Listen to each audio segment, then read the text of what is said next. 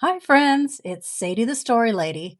Do you know someone who tells big, silly stories all the time? Do you mean moi? Yes, Polly is helping me again today, and she will be playing Greta Maloney, who may be the biggest storyteller around. Hey, Greta prefers the term creative genius. And keep your eyes open. There's a brand new puppet making his YouTube debut, too. Mamma mia!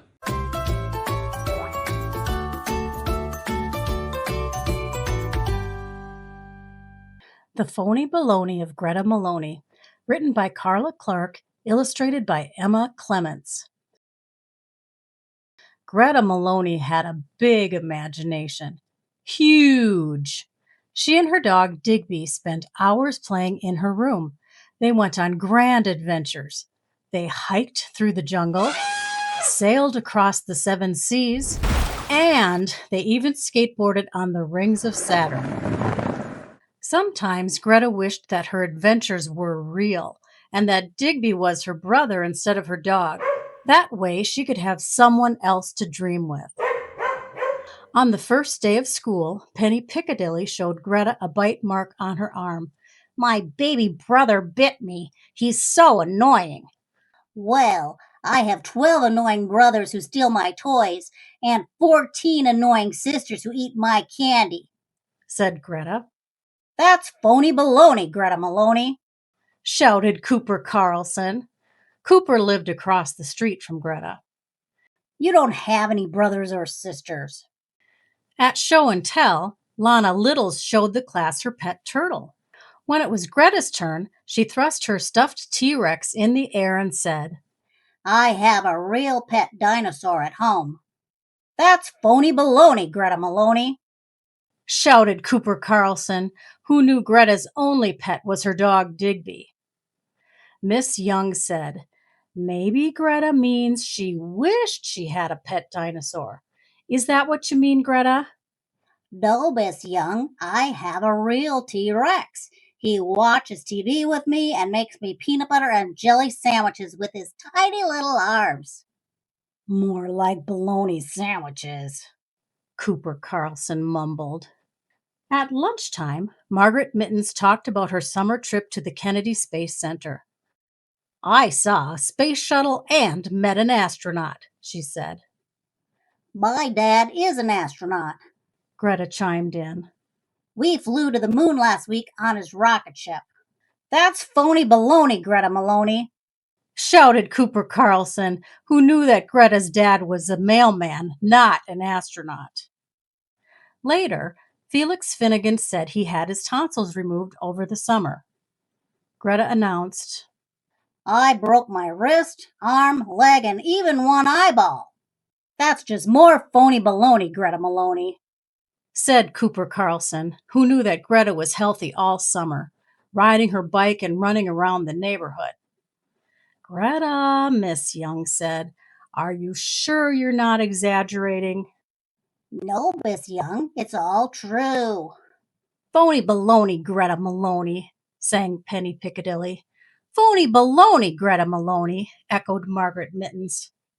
Class, that's enough, Miss Young said. We don't call each other names. Greta, with your lively imagination, maybe someday you'll write stories. Stories about baloney, Cooper Carlson said. The children laughed. That night, when Mom tucked her in, Greta told her that she had made 43 new best friends at school. Oh, you and your imagination, her mom said, and kissed her head. Greta thought about her day. She hadn't really made 43 new friends. She hadn't made any friends at all. Was Cooper Carlson right? Was she full of phony baloney? As she left for school the next morning, Greta's mom said, Honey, I love all your wonderful stories, but if you want to make friends, don't forget to show them who you really are. At school, Penny Piccadilly showed the class her leg, another bite mark from her baby brother. Well, my 19 brothers and 23 sisters bite me all the time, Greta announced. Is that really true, Greta? Penny Piccadilly asked. Greta thought for a long moment. I guess not, She said. So, if it's not true, Felix Finnegan said, then it's just a story, Yes, Greta said. it's just a story. Wait a minute, that's who I really am, a storyteller. Oh, well, we all love stories, Margaret Mitten said. Can you tell another one? And so Greta happily told a long story about how she and Digby built a time machine in her garage and how they went back to the dinosaur age and met a brontosaurus named Bruno. Good story, said Margaret Mittens. At lunchtime, when Greta unwrapped her sandwich, she stood up on her chair and said, Hey, everybody, look! Now the only thing baloney about me is my sandwich. Cooper Carlson climbed on his chair beside Greta. He raised her hand and shouted, No more phony baloney, Greta Maloney. Just Greta Maloney, the one and only. The end. Or is it? See? Greta turned her phony baloney into something amazing.